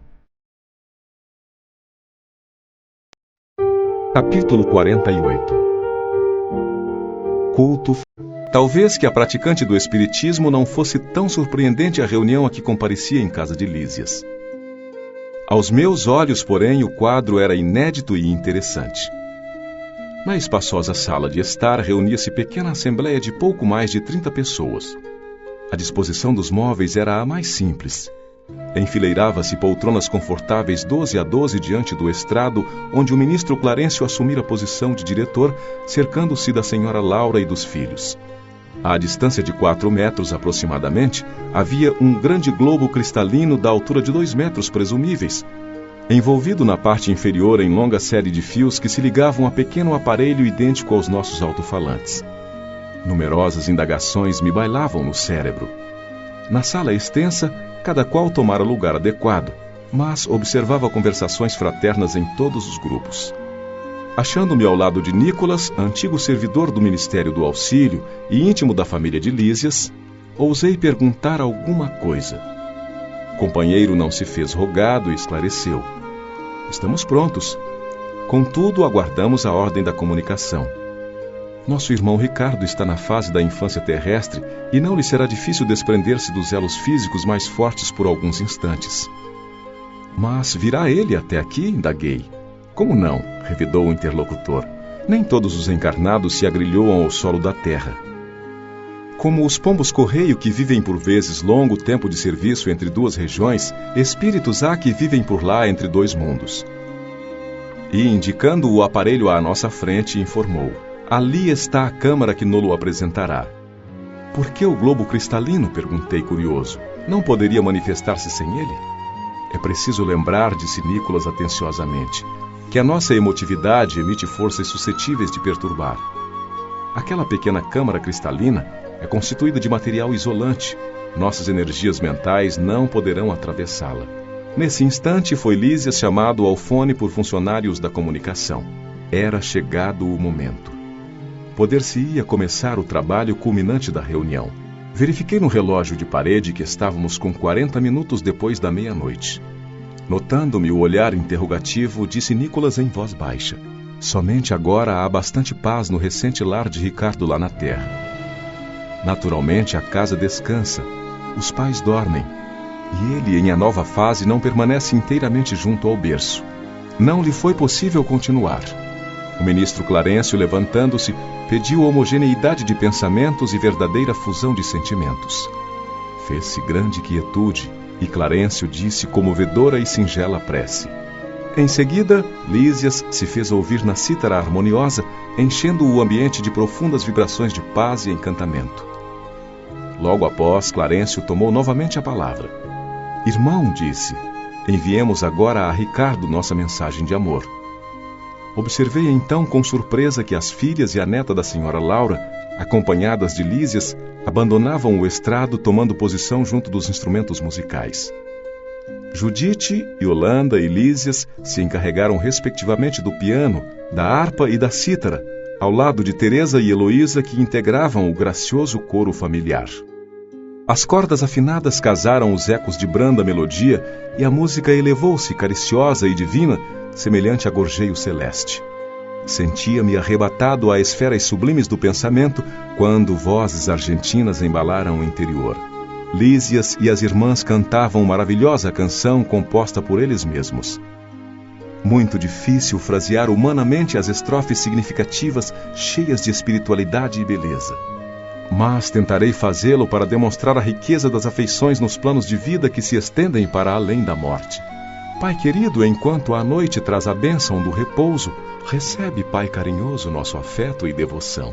Enquanto as estrelas cantam na luz que as empalidece, vem unir à nossa prece a voz do teu coração. Não te perturbes na estrada de sombras do esquecimento, não te doa o sofrimento, jamais te firas no mal. Não temas a dor terrestre, recorda a nossa aliança, conserva a flor da esperança para a aventura imortal. Enquanto dormes no mundo, nossas almas acordadas relembram as alvoradas desta vida superior. Aguarda o porvir risonho, espera por nós que um dia volveremos à alegria do jardim do teu amor. Venha a nós, Pai generoso, volta à paz do nosso ninho, torna as luzes do caminho, ainda que seja a sonhar. Esquece um minuto a terra e vem sorver da água pura de consolo e de ternura das fontes de nosso lar. Nossa casa não te ouvida o sacrifício, a bondade, a sublime claridade de tuas lições no bem. Atravessa a sombra espessa, vence, Pai, a carne estranha, sobe ao cume da montanha, vem conosco orar também. Às derradeiras notas da bela composição, notei que o globo se cobria interiormente de substância leitoso-acinzentada, apresentando logo em seguida a figura simpática de um homem na idade madura. Era Ricardo. Impossível descrever a sagrada emoção da família, dirigindo-lhe amorosas saudações. O recém-chegado, após falar particularmente à companheira e aos filhos, fixou o olhar amigo em nós outros, pedindo fosse repetida a suave canção filial que ouviu banhado em lágrimas. Quando se calaram as últimas notas, falou comovidamente. Ó, meus filhos, como é grande a bondade de Jesus que nos aureolou o culto doméstico do Evangelho com as supremas alegrias desta noite. Nesta sala temos procurado juntos o caminho das esferas superiores. Muitas vezes recebemos o pão espiritual da vida, e é ainda aqui que nos reencontramos para o estímulo santo. Como sou feliz! A senhora Laura chorava discretamente. Lísias e as irmãs tinham os olhos marejados de pranto. Percebi que o recém-chegado não falava com espontaneidade e não podia dispor de muito tempo entre nós. Possivelmente todos ali mantinham análoga impressão, porque vi Judite abraçar-se ao globo cristalino, ouvindo-a exclamar carinhosamente. Pai querido, diga o que precisa de nós. Esclareça em que poderemos ser úteis ao seu abnegado coração. Observei então que Ricardo pousou o olhar profundo na senhora Laura e murmurou: Sua mãe virá ter comigo em breve, filhinha. Mais tarde virão vocês igualmente. Que mais eu poderia desejar para ser feliz, se não rogar ao Mestre que nos abençoe para sempre? Todos chorávamos enternecidos. Quando o globo começou a apresentar de novo os mesmos tons acinzentados, ouvi Ricardo exclamando quase a despedida: Ah, filhos meus, alguma coisa tenho a pedir-lhe no fundo de minha alma. Roguem ao Senhor para que eu nunca disponha de facilidades na terra, a fim de que a luz da gratidão e do entendimento permaneça viva em meu espírito. Aquele pedido inesperado me sensibilizou e surpreendeu ao mesmo tempo. Ricardo endereçou a todos saudações carinhosas e a cortina de substância cinzenta cobriu toda a câmara, que em seguida voltou ao aspecto normal. O ministro Clarencio orou com sentimento e a sessão foi encerrada, deixando-nos imersos em alegria indescritível. Dirigi-me ao estrado para abraçar a senhora Laura, exprimindo-lhe de viva voz minha profunda impressão e reconhecimento, quando alguém me atalhou os passos quase junto à dona da casa, que se ocupava a atender às numerosas felicitações dos amigos presentes. Era Clarencio que me falou em tom amável: André, amanhã acompanharei nossa irmã Laura à esfera carnal. Se lhe apraz, poderá vir conosco para visitar sua família. Não podia ser maior a surpresa. Profunda sensação de alegria me empolgou, mas lembrei instintivamente o serviço das câmaras. Adivinhando-me, porém, o pensamento, o generoso ministro voltou a dizer: Você tem regular quantidade de horas de trabalho extraordinário a seu favor. Não será difícil a Genésio conceder-lhe uma semana de ausência depois do primeiro ano de cooperação ativa. Possuído de júbilo intenso, agradeci chorando e rindo ao mesmo tempo. Ia enfim rever a esposa e os filhos amados. Capítulo 49. Regressando a casa.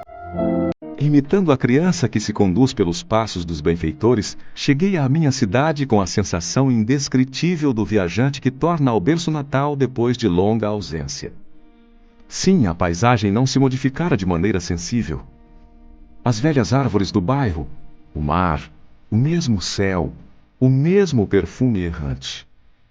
Embriagado de alegria, não mais notei a expressão fisionômica da senhora Laura, que denunciava extrema preocupação, e despedi-me da pequena caravana que seguiria adiante. Clarencio abraçou-me e falou: Você tem uma semana ao seu dispor. Passarei aqui diariamente para revê-lo, atento aos cuidados que devo consagrar aos problemas da reencarnação de nossa irmã. Se quiser ir a nosso lar, aproveitará minha companhia. Passe bem, André. Último adeus à dedicada mãe de Lísias, e me vi só, respirando o ar de outros tempos a longos haustos. Não me demorei a examinar pormenores. Atravessei celeremente algumas ruas a caminho de casa. O coração me batia descompassado à medida que aproximava do grande portão de entrada. O vento, como outrora, sussurrava carícias no arvoredo do pequeno parque. Desabrochavam as aléias e rosas, saudando a luz primaveril. Em frente ao pórtico ostentava-se garbosa palmeira que com Zélia eu havia plantado no primeiro aniversário de casamento. Ébrio de felicidade, avancei para o interior. Tudo, porém, denotava diferenças enormes. Onde estariam os velhos móveis de jacarandá, e o grande retrato onde, com a esposa e os filhinhos, formávamos gracioso grupo? Alguma coisa me oprimia ansiosamente. Que teria acontecido? Comecei a cambalear de emoção. Dirigi-me à sala de jantar, onde vi a filhinha mais nova transformada em jovem casadora. E, quase no mesmo instante, vi Zélia, que saía do quarto acompanhando um cavalheiro que me pareceu médico à primeira vista. Gritei minha alegria com toda a força dos pulmões, mas as palavras pareciam reboar pela casa sem atingir os ouvidos dos circunstantes. Compreendi a situação e calei-me desapontado. Abracei-me à companheira com o carinho da minha saudade imensa. Mas Zélia parecia totalmente insensível ao meu gesto de amor. Muito atenta, perguntou ao cavalheiro alguma coisa que não pude compreender de pronto. O interlocutor, baixando a voz, respondeu respeitoso: Só amanhã poderei diagnosticar seguramente, porque a pneumonia se apresenta muito complicada em virtude da hipertensão. Todo o cuidado é pouco. O Dr. Ernesto reclama absoluto repouso. Quem seria aquele doutor Ernesto? Perdia-me num mar de indagações quando ouvi minha esposa suplicar ansiosa. Mas, doutor, salve-o, por caridade, peço-lhe. Oh, não suportaria uma segunda viuvez. Zélia chorava e torcia as mãos, demonstrando imensa angústia. Um corisco não me fulminaria com tamanha violência. Outro homem se apossara do meu lar. A esposa me esquecera. A casa não mais me pertencia. Valia a pena ter esperado tanto para colher semelhantes desilusões? Corri ao meu quarto verificando que outro mobiliário existia na alcova espaçosa. No leito estava um homem de idade madura, evidenciando melindroso estado de saúde. Ao lado dele, 3 figuras negras iam e vinham, mostrando-se interessadas em lhe agravar os padecimentos. De pronto tive ímpetos de odiar o intruso com todas as forças. Mas já não era eu o mesmo homem de outros tempos. O Senhor me havia chamado aos ensinamentos do amor, da fraternidade e do perdão. Verifiquei que o doente estava cercado de entidades inferiores devotadas ao mal. Entretanto, não consegui auxiliá-lo imediatamente. Assentei-me decepcionado e acabrunhado, vendo Zélia entrar no aposento e dele sair várias vezes, acariciando o enfermo com a ternura que me coubera noutros tempos, e depois de algumas horas de amarga observação e meditação, voltei cambaleante à sala de jantar, onde encontrei as filhas conversando. Sucediam-se as surpresas. A mais velha casara-se e tinha ao colo o filhinho. E meu filho? Onde estaria ele? Zélia instruiu convenientemente uma velha enfermeira e veio palestrar mais calmamente com as filhas. Vim vê-los, mamãe, exclamou a primogênita. Não só para colher notícias do doutor Ernesto, como também porque hoje singulares saudades do papai me atormentam o coração. Desde cedo não sei por que penso tanto nele. É uma coisa que não sei bem definir. Não terminou. Lágrimas abundantes borbotavam-lhe dos olhos. Zélia, com imensa surpresa para mim, dirigiu-se à filha autoritariamente. Ora essa, era o que nos faltava. Aflitíssima como estou, tolerar as suas perturbações. Que passadismo é esse, minha filha? Já proibi a vocês terminantemente qualquer alusão nesta casa a seu pai. Não sabe que isso desgosta o Ernesto? Já vendi tudo quanto nos recordava aqui o passado morto, modifiquei o aspecto das próprias paredes, e você não me pode ajudar nisso? A filha mais jovem interveio acrescentando. Desde que a pobre mana começou a se interessar pelo maldito espiritismo, vive com essas tolices na cachola. Onde já se viu tal disparate? Essa história dos mortos voltarem é o cúmulo dos absurdos. A outra, embora continuasse chorando, falou com dificuldade. Não estou traduzindo convicções religiosas. Então é crime sentir saudades de papai? Vocês também não amam? Não têm sentimento? Se papai estivesse conosco, seu único filho varão não andaria mamãe a praticar por aí tantas loucuras. Ora, ora, tornou Zélia nervosa e enfadada. Cada qual tem a sorte que Deus lhe dá. Não se esqueça de que André está morto. Não me venha com lamúrias e lágrimas pelo passado irremediável. Aproximei-me da filha chorosa e estanquei-lhe o pranto, murmurando palavras de encorajamento e consolação, que ela não registrou auditiva, mas subjetivamente sob a feição de pensamentos confortadores. Afinal, via-me em face de singular conjuntura. Compreendia agora o motivo pelo qual meus verdadeiros amigos haviam procrastinado tanto o meu retorno ao lar terreno. Angústias e decepções sucediam-se de tropel. Minha casa pareceu-me então um patrimônio que os ladrões e os vermes haviam transformado. Nem haveres, nem títulos, nem afetos, somente uma filha ali estava de sentinela ao meu velho e sincero amor. Nem os longos anos de sofrimento nos primeiros dias de além-túmulo me haviam proporcionado lágrimas tão amargas. Chegou a noite e voltou o dia, encontrando-me na mesma situação de perplexidade, a ouvir conceitos e a surpreender atitudes que nunca poderia ter suspeitado. À tardinha, Clarencio passou oferecendo-me o cordial da sua palavra amiga e reta. Percebendo meu abatimento, disse solícito. Compreendo suas mágoas e rejubilo-me pela tua ótima oportunidade deste testemunho. Não tenho diretrizes novas. Qualquer conselho de minha parte, portanto, seria intempestivo. Apenas, meu caro, não posso esquecer que aquela recomendação de Jesus para que amemos a Deus sobre todas as coisas, e ao próximo como a nós mesmos, opera sempre quando seguida verdadeiros milagres de felicidade e compreensão em nossos caminhos. Agradeci sensibilizado e pedi que me não desamparasse com o necessário auxílio. Clarencio sorriu e despediu-se. Então, em face da realidade, absolutamente só no testemunho, comecei a ponderar o alcance da recomendação evangélica e refleti com mais serenidade. Afinal de contas, por que condenar o procedimento de Zélia? E se fosse eu o viúvo na terra? Teria acaso suportado a prolongada solidão? Não teria recorrido a 1000 pretextos para justificar novo consórcio? E o pobre enfermo? Como e por que odiá-lo? Não era também meu irmão na casa de nosso pai? Não estaria o lar talvez em piores condições se Zélia não lhe houvesse aceitado a aliança afetiva? Preciso era, pois, lutar contra o egoísmo feroz. Jesus conduzira-me a outras fontes. Não podia proceder como homem da terra. Minha família não era apenas uma esposa e 3 filhos na terra. Era sim constituída de centenas de enfermos nas câmaras de retificação e estendia-se agora à comunidade universal.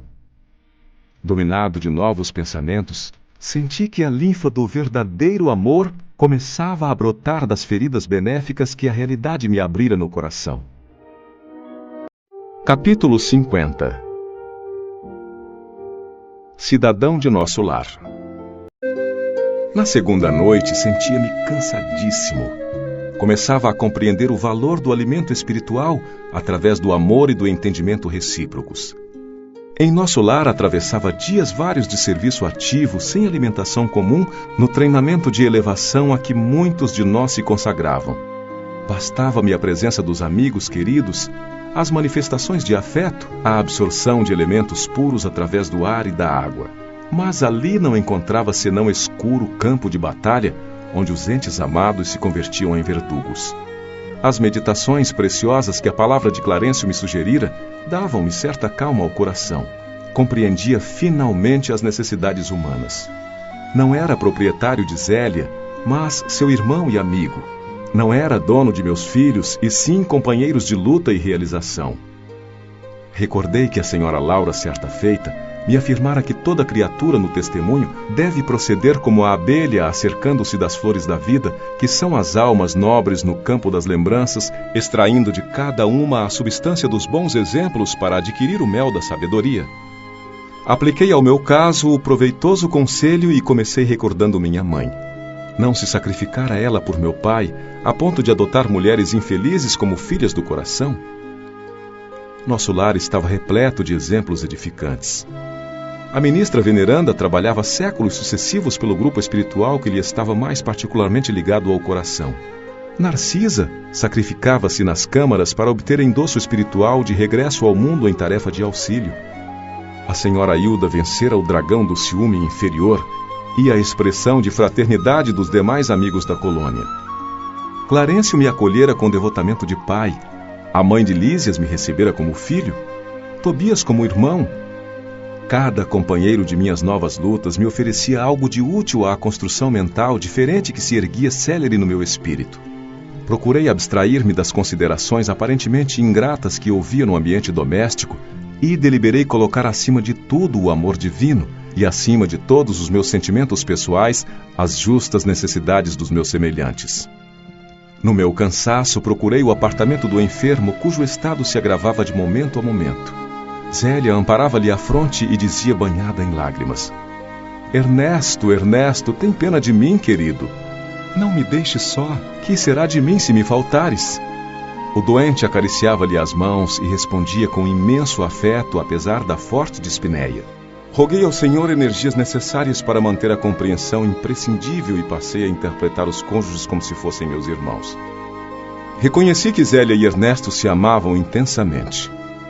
E se de fato me sentia companheiro fraternal de ambos, devia auxiliá-los com os recursos ao meu alcance. Iniciei o trabalho procurando esclarecer os espíritos infelizes que se mantinham em estreita ligação com o enfermo. Minhas dificuldades, porém, eram enormes. Sentia-me abatidíssimo. Nessa emergência lembrei certa lição de Tobias, quando me dissera: aqui em nosso lar nem todos necessitam de aeróbus para se locomoverem, porque os habitantes mais elevados da colônia dispõem do poder de volitação. E nem todos precisam de aparelhos de comunicação para conversar à distância, por se manterem entre si num plano de perfeita sintonia de pensamentos. Os que se encontrem afinados desse modo podem dispor à vontade do processo de conversação mental, apesar da distância. Lembrei quanto me seria útil a colaboração de Narcisa e experimentei. Concentrei-me em fervorosa oração ao Pai e nas vibrações da prece dirigi-me a Narcisa encarecendo socorro. Contava-lhe em pensamento minha experiência dolorosa. Comunicava-lhe meus propósitos de auxílio e insistia para que me não desamparasse. Aconteceu então o que não poderia esperar. Passados 20 minutos mais ou menos, quando ainda não havia retirado a mente da rogativa, alguém me tocou de leve no ombro. Era Narcisa que atendia sorrindo. Ouvi seu apelo, meu amigo, e vim ao seu encontro. Não cabia em mim de contentamento. A mensageira do bem fixou o quadro, compreendeu a gravidade do momento e acrescentou: não temos tempo a perder. Antes de tudo, aplicou passes de reconforto ao doente, isolando-o das formas escuras que se afastaram como por encanto. Em seguida, convidou-me com decisão. Vamos à natureza. Acompanhei-a sem hesitação, e ela, notando-me a estranheza, acentuou: não só o homem pode receber fluidos e emiti-los. As forças naturais fazem o mesmo nos reinos diversos em que se subdividem. Para o caso do nosso enfermo, precisamos das árvores. Elas nos auxiliarão eficazmente. Admirado da lição nova, seguia silencioso. Chegados ao local onde se alinhavam enormes frondes, Narcisa chamou alguém com expressões que eu não podia compreender. Daí a momentos, 8 entidades espirituais atendiam-lhe ao apelo. Imensamente surpreendido, vi-a indagar da existência de mangueiras e eucaliptos.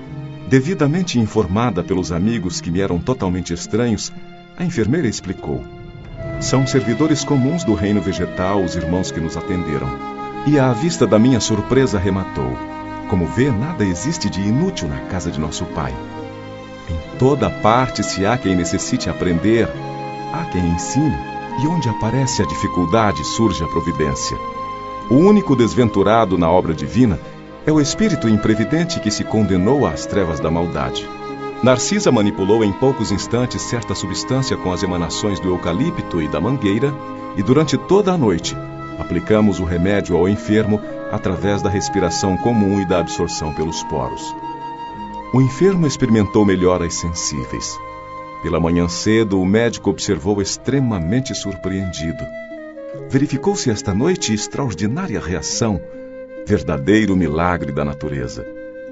Zélia estava radiante. Encheu-se a casa de alegria nova.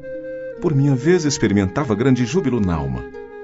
Profundo alento e belas esperanças revigoravam meu ser.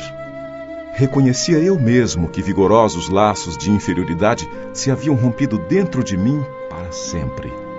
Nesse dia voltei a nosso lar, em companhia de Narcisa, e pela primeira vez experimentei a capacidade de volitação. No momento ganhávamos grandes distâncias. A bandeira da alegria desfraldara-se em meu íntimo. Comunicando à enfermeira generosa minha impressão de leveza, ouvi-a esclarecer: em nosso lar, grande parte dos companheiros poderia dispensar o aeróbus e transportar-se à vontade nas áreas do nosso domínio vibratório. Mas, visto a maioria não ter adquirido essa faculdade, todos se abstêm de exercê-la em nossas vias públicas. Essa abstenção, todavia, não impede que utilizemos o processo longe da cidade, quando é preciso ganhar distância e tempo. Nova compreensão e novos júbilos me enriqueciam o espírito. Instruído por Narcisa, ia da casa terrestre à cidade espiritual e vice-versa, sem dificuldade de vulto, intensificando o tratamento de Ernesto, cujas melhoras se firmaram francas e rápidas. Clarencio visitava-me diariamente, mostrando-se satisfeito com meu trabalho. Ao fim da semana, chegara ao termo de minha primeira licença nos serviços das câmaras de retificação. A alegria tornara aos cônjuges que passei a estimar como irmãos. Era preciso, pois, regressar aos deveres justos. À luz dormente e cariciosa do crepúsculo, tomei o caminho de nosso lar totalmente modificado. Naqueles rápidos 7 dias, aprendera preciosas lições práticas no culto vivo da compreensão e da fraternidade legítimas. A tarde sublime enchia-me de magnos pensamentos. Como é grande a providência divina, dizia a monologar intimamente. Com que sabedoria dispõe o Senhor todos os trabalhos e situações da vida? Com que amor atende a toda a criação? Algo, porém, me arrancou da meditação a que me recolhera. Mais de 200 companheiros vinham ao meu encontro. Todos me saudavam, generosos e acolhedores. Lísias, Lacínia, Narcisa, Silveira, Tobias, Salústio e numerosos cooperadores das câmaras ali estavam. Não sabia que atitude assumir, colhido assim de surpresa. Foi então que o ministro Clarencio, surgindo à frente de todos, adiantou-se e estendeu-me a destra e falou: Até hoje, André, você era meu pupilo na cidade. Mas, doravante, em nome da governadoria, declaro-o cidadão de nosso lar. Por que tamanha magnanimidade se meu triunfo era tão pequenino? Não conseguia reter as lágrimas de emoção e me embargavam a voz. E, considerando a grandeza da bondade divina, atirei-me aos braços paternais de Clarencio a chorar de gratidão e alegria.